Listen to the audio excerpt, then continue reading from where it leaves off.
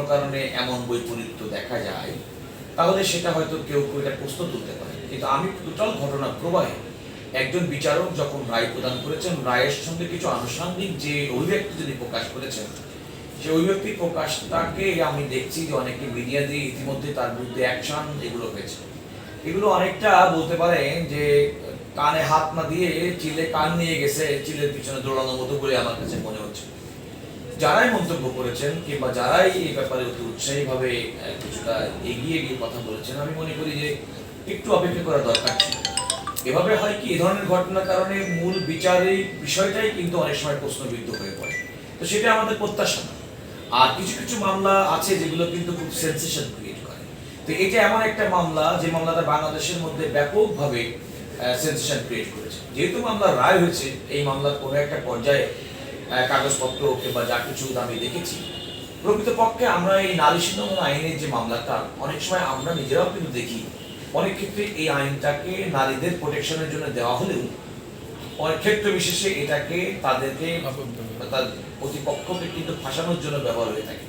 আমি আপনাকে উদাহরণ হিসেবে বলি, স্বামী নির্যাতন করেছে স্ত্রীকে, দেখা যাচ্ছে অধিকাংশ মামলাতে স্বামীর পিতা মাতা বোন ভাই সমস্তকে আসামি করা হচ্ছে, অথচ তারা ভিন্ন গৃহে বসবাস করে।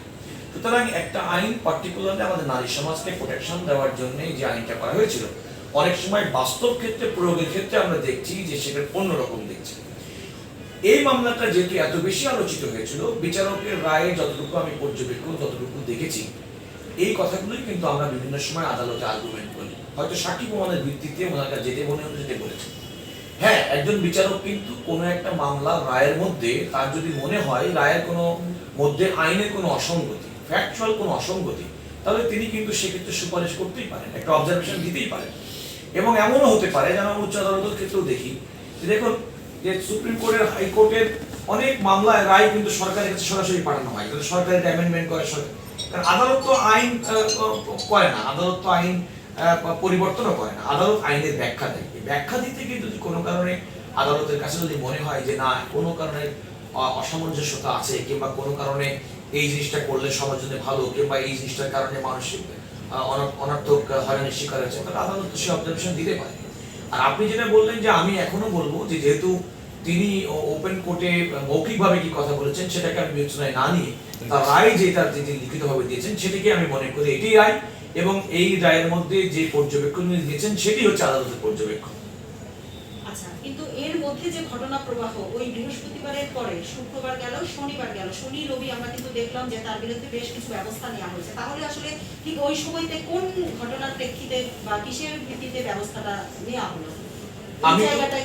আমি তো আগেই বলেছি, দেখুন আমি শুরুতেই বলেছি যে দেখেন একটা আদালতের একজন বিচারক, আমরাও তো অনেক সময় আনুষ্ঠানিকভাবে কথার বাইরে অনেক সময় অনেক কথাবার্তা বলি, হয়তো উনি এই কথাটা বলেছেন, কিন্তু বিচারকের রায়ের মধ্যে যতক্ষণ পর্যন্ত সেটি প্রতিফলিত না হয়, আমি এই জন্যই বলেছি যে অনেকে অতি উৎসাহী হয়ে সংশ্লিষ্ট বিচারকের বিরুদ্ধে ব্যবস্থা গ্রহণ করা, মিডিয়াকে গরম করা কিংবা এগুলো করা হয়েছে, সেগুলো আমার উচিত ছিল একটু অপেক্ষা করা, রায়ের মধ্যে দেখা। এমন তো হতে পারে সেই রায়ের মধ্যে এমন কোনো ভালো পর্যবেক্ষণ আছে ভবিষ্যতের জন্য যে কোনো বিচার। আরেকটা কথা বলি, আইনের উদ্দেশ্য কি, বিচারের উদ্দেশ্য কি? একটা বিচার এমনভাবে প্রতিষ্ঠিত করা যেটা দৃষ্টান্ত হিসেবে থাকবে। সুতরাং যদি দেখা যায় যে না, প্রকৃতপক্ষে সাক্ষ্য প্রমাণ এমন ভাবে হয়েছে যেগুলো পরবর্তীতে একই ধরনের ঘটনা ঘটে, যেন আমাদের বিচারের সময় নষ্ট না হয়, আমাদের বিচারের প্রক্রিয়া যেন ক্ষতিগ্রস্ত না হয়, এমন একটা অবজারভেশন পর্যবেক্ষণ দিলে তো কোনো ক্ষতি নেই। এই জন্য যারাই অ্যাকশন নিয়েছেন, যারাই অতি উৎসাহী এমন করে, তারা খুব বেশি অ্যাডভান্সলি চিন্তা করেছেন, উচিত ছিল তাদেরকে একটু অপেক্ষা করা, রায়টা দেখা। আপনাদের কি